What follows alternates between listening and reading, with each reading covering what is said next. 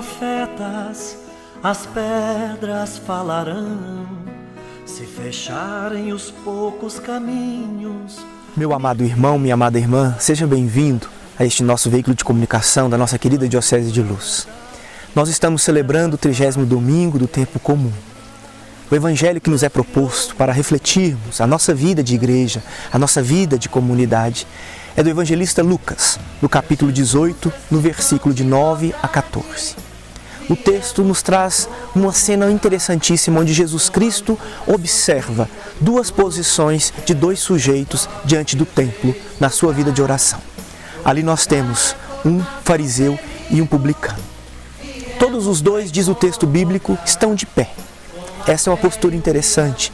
Todos nós, na nossa vida, na nossa caminhada de igreja, devemos nos colocarmos de pé para olharmos o horizonte da nossa fé e testemunhar a nossa vida diante desta caminhada de igreja. Mas Jesus observa a distinção dessas duas pessoas rezando no templo. O fariseu era aquele que se considerava melhor do que o outro, tanto que a sua postura, o seu estar de pé era de crítica. Ele não olhava para o horizonte da fé, olhava para o publicano e colocava a sua crítica sobre as suas costas e se exaltava dizendo: eu não sou como este homem, a minha fé não permite agir como ele, eu sou melhor do que ele. A narrativa do Evangelho continua e o foco agora está sobre o publicano, um homem simples, pecador, que acima de tudo reconhecia a sua limitação.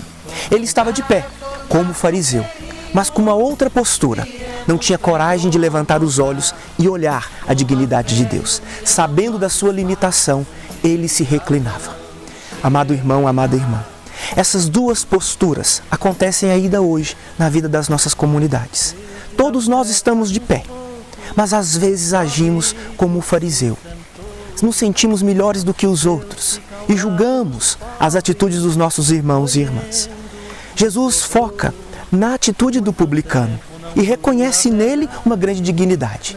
Talvez nós deveríamos mudar a nossa postura, estarmos de pé, mas olhando para dentro, com o coração e o olhar voltado para a nossa própria vida, a ponto de redimir os nossos erros e não de olhar para os nossos irmãos julgando-os nas suas atitudes.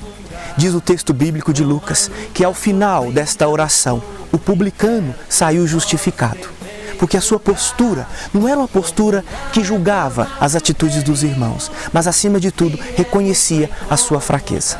Nessa vida de igreja, mais vale um olhar para dentro, para poder redimir as nossas limitações e as nossas faltas e retomarmos o nosso caminho com outro olhar, do que uma atitude do fariseu, que olha para fora e julga, sentindo-se melhor do que o outro.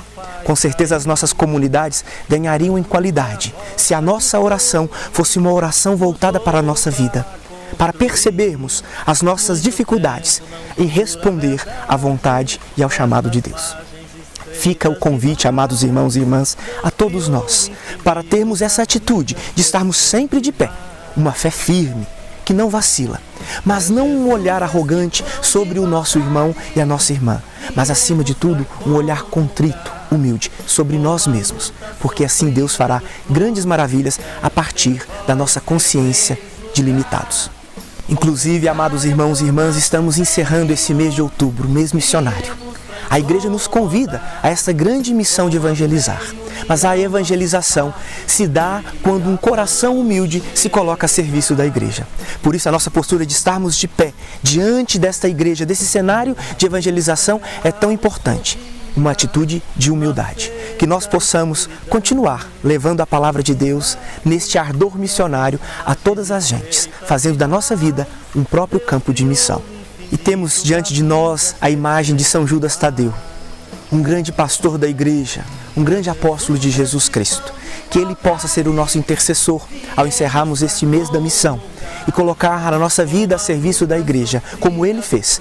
Que ele possa interceder junto a Jesus Cristo por cada um de nós. Desça sobre você, sobre a sua família, sobre a sua comunidade, sobre toda a igreja, a bênção do Deus Todo-Poderoso, o Pai, o Filho e o Espírito Santo. Amém.